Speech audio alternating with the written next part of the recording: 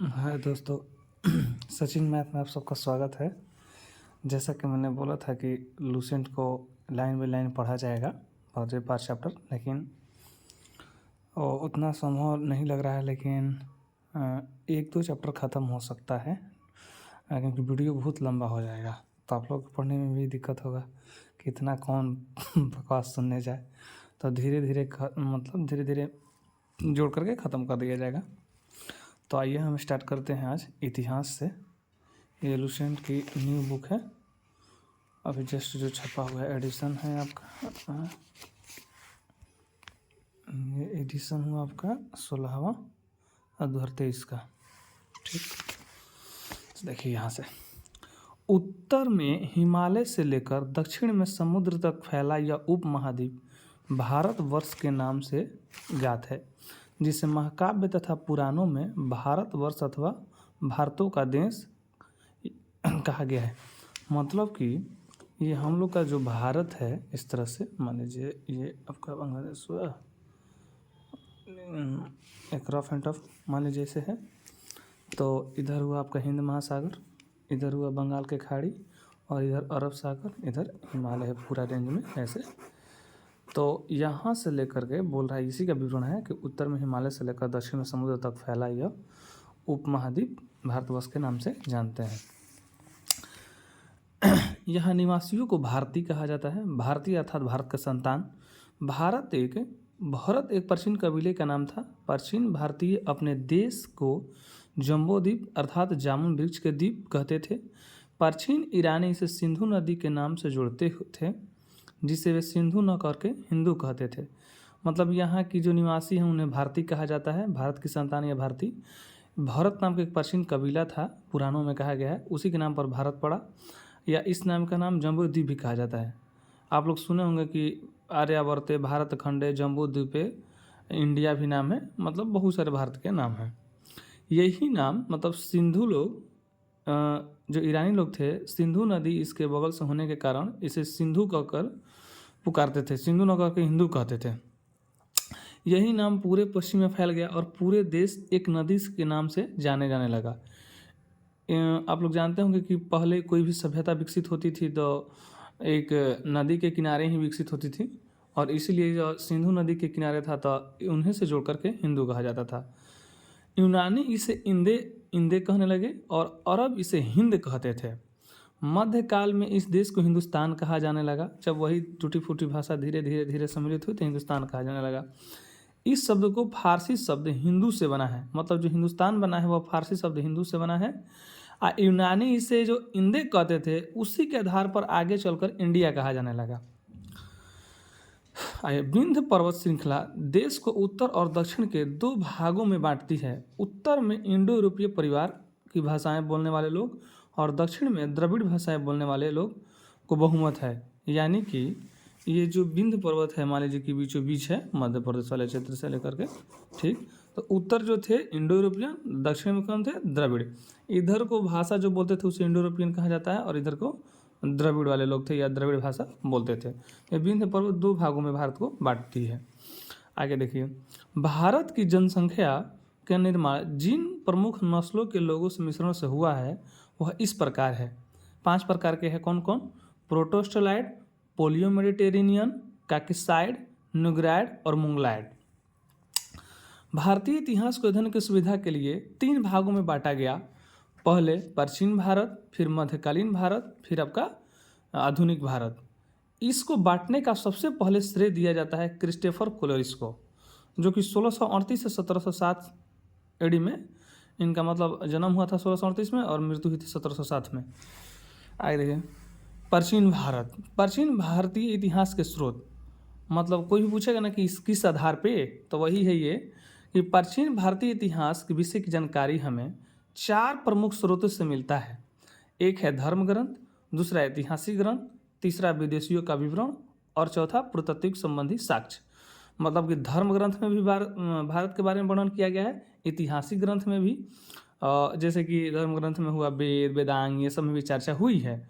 और ऐतिहासिक ग्रंथ जैसे कि हम लोग अलवर्णी की किताब है चचनामा, उसमें भी वर्णित है। विदेशियों का विवरण भी जो फहियान फहियान आए या अलवर्णी आए या क्या बोलते हैं हर्षवर्धन के शासनकाल में हेनसांग है, ये लोग भी अपने किताब जब छपती थी उस समय तो वर्णन करते थे। और पुरातत्व संबंधित साक्ष्य मतलब बहुत सारे अशोक के शिलालेख भी पढ़े होंगे, वो अशोक के या जो इनके पहले चंद्रगुप्त मौर्य के शिलालेख हैं उनसे भी जानकारी हमें मिलती थी। धर्म ग्रंथ एवं ऐतिहासिक ग्रंथ से मिलने वाली महत्वपूर्ण जानकारी, इसमें भारत का प्राचीन सर्वप्रथम धर्म ग्रंथ है वेद है, जिसके संकलनकर्ता महर्षि कृष्णद्वैपायन वेद व्यास को माना जाता है। मतलब वेद के संकलनकर्ता कौन है? महर्षि कृष्णद्वैपायन वेद व्यास। ये लिखे नहीं हैं, संकलन करता है, मतलब कि वो पहले से ही स्क्रिप्टेड है और उसको एक जगह इकट्ठा किए हैं। वेद वसुधैव कुटुंबकम का उपदेश देता है, मतलब सबसे मिलनसार रहिए, किसी को उपेक्षा नहीं कीजिए। भारतीय परंपरा वेदों को नित्य और अपरुष्य मानती है, मतलब कि ये आदमी के द्वारा नहीं लिखा गया है, अपरुष्य मतलब ये देवों के द्वारा लिखा गया है। कौन? धर्म ग्रंथ। धर्म ग्रंथ वेद कितने हैं? तो 4 हैं, ऋग्वेद, यजुर्वेद, सामवेद एवं अथर्ववेद। इन चारों वेदों को संहिता कहा जाता है। चारों वेदों को क्या कहेंगे? संहिता। आइए थोड़ा ऋग्वेद के बारे में जानें। ऋग्वेद ऋचाओं के क्रमबद्ध ज्ञान के संग्रह को ऋग्वेद कहा जाता है। मतलब कि बहुत सारे श्लोक टाइप के होंगे, उनका एक जगह इकट्ठा किया गया होगा, तो उन्हीं संकलन को ऋग्वेद कहा जाता है।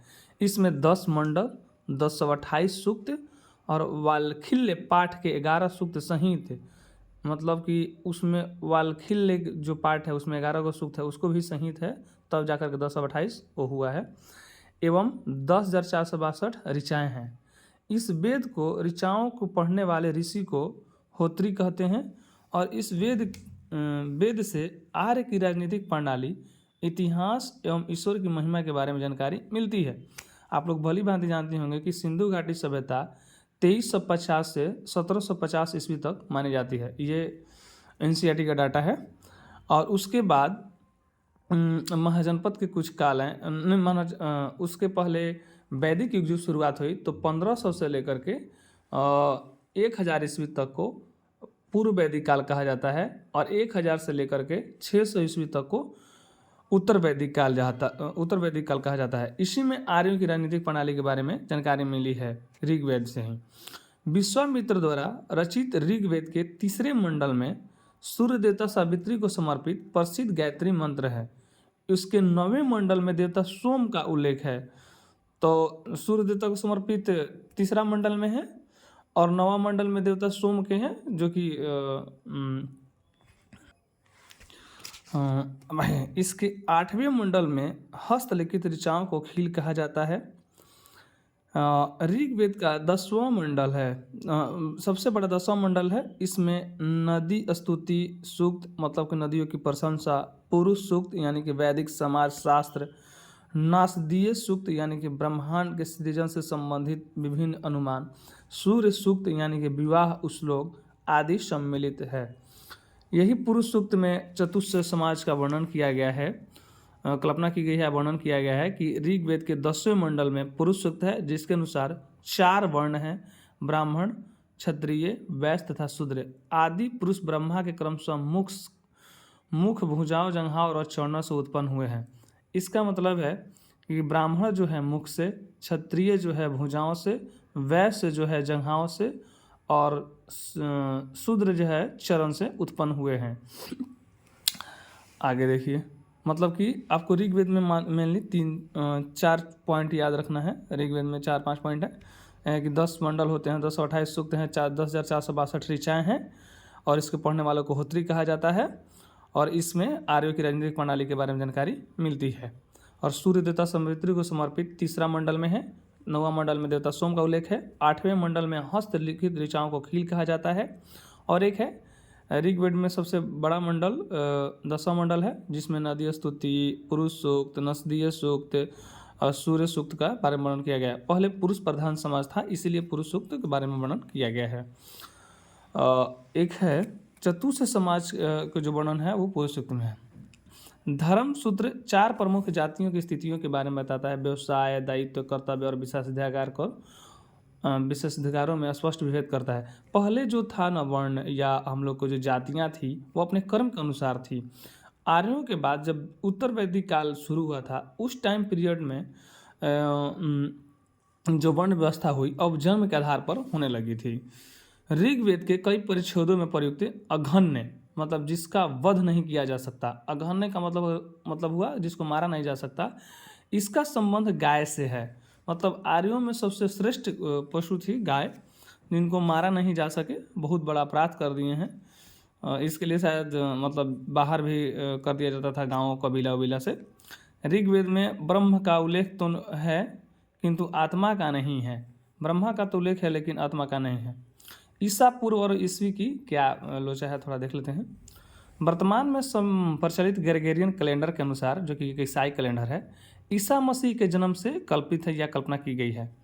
ईसा मसीह के जन्म से पहले ईसा पूर्व यानी कि बिफोर द क्राइस्ट उल्टी गिनती शुरू होती है।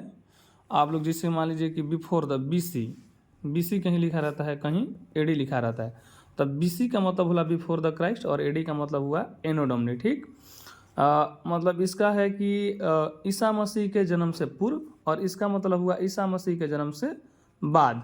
ठीक, एक मिडिल पॉइंट मान लिया गया है। ईसा मसीह का जन्म 1 ईस्वी में हुआ था, उसी से तारीख डिसाइड करते हैं।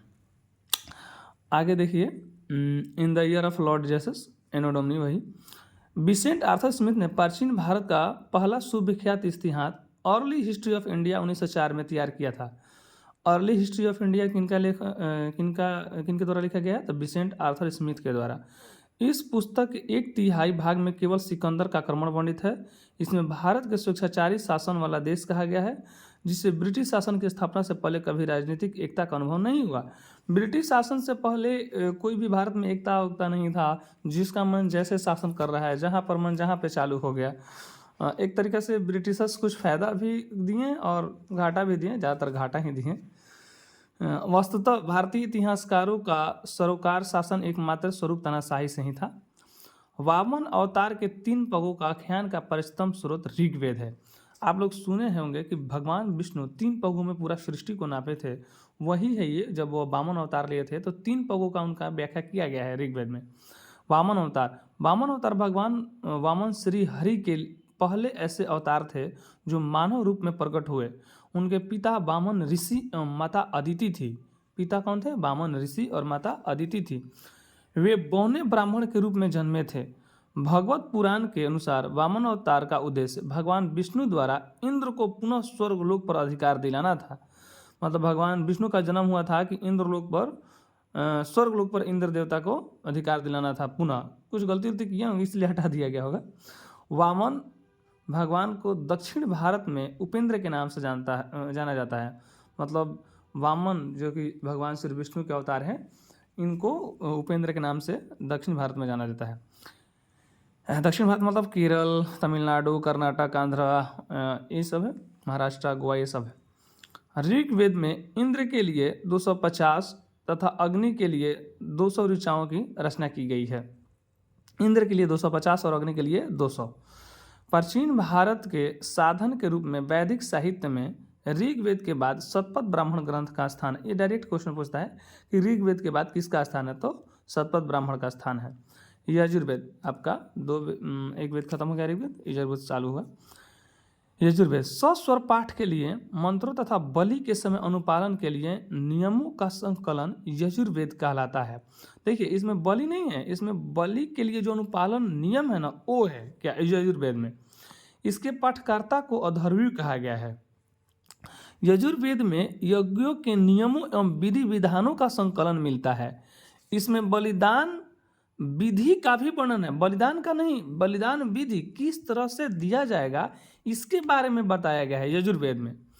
यह एक ऐसा वेद है जो गद और पैद दोनों में है। मतलब कि आप इसे कहानी के रूप में भी पढ़ सकते हैं या दोहा के रूप में भी पढ़ सकते हैं।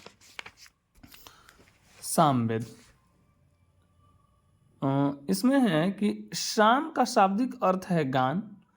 इस वेद में मुख्यतः यज्ञों के अवसर पर गाए जाने वाला ऋचाओं मंत्रों का संकलन है।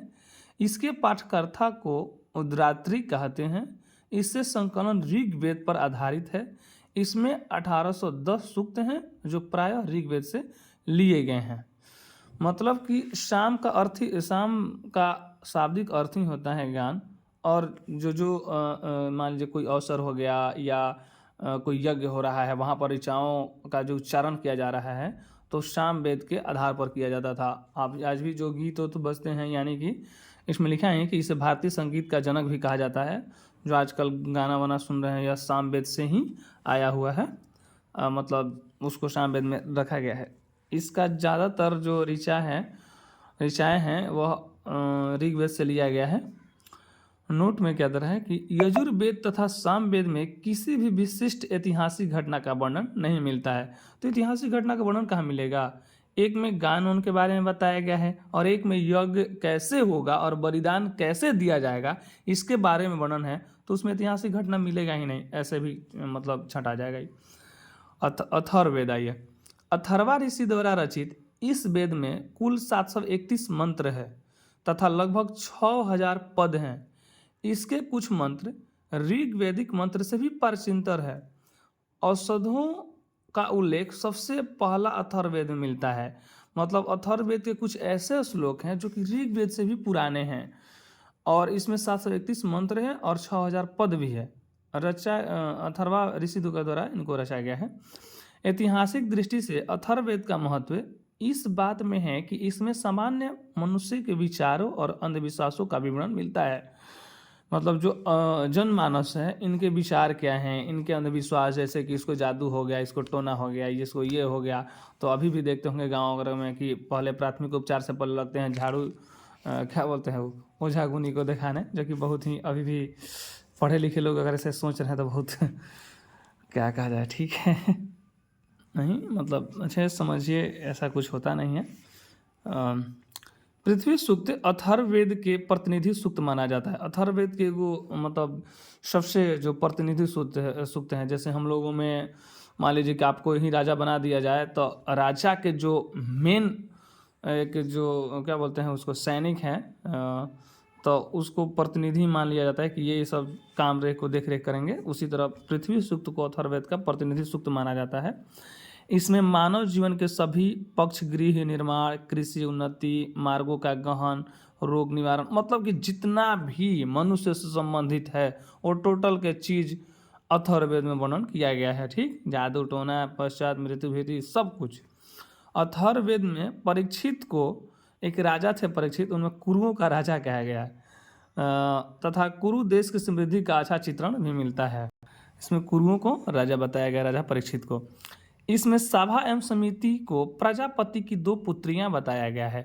मतलब कि जो अथर्ववेद में प्रजापति थे, उनके 2 सभाएं थी। एक सभा नाम था इनका, एक समिति, मतलब जो 2 गठन था, एक सभा और एक समिति। इनकी 2 पुत्रियां बताई गई थी प्रजापति की।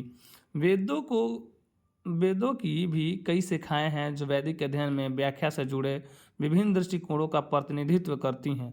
सकाल शाखा ऋग्वेद से जुड़ी एकमात्र जीवित शाखा है। ऋग्वेद से जुड़ी एकमात्र कौन शाखा है? सकाल शाखा। यजुर्वेद, शुक्ल यजुर्वेद और कृष्ण यजुर्वेद 2 शाखाओं में बांटा गया है। यजुर्वेद को 2 भागों में बांटा गया, शुक्ल यजुर्वेद और कृष्ण यजुर्वेद। आप लोग भी जानते हैं, अभी भी चलता है कि 15 दिन का शुक्ल पक्ष और 15 दिन का कृष्ण पक्ष, उसी आधार पर इसको लगता है कि बांटा गया है। और ऋग्वेद से एक सकाल शाखा है।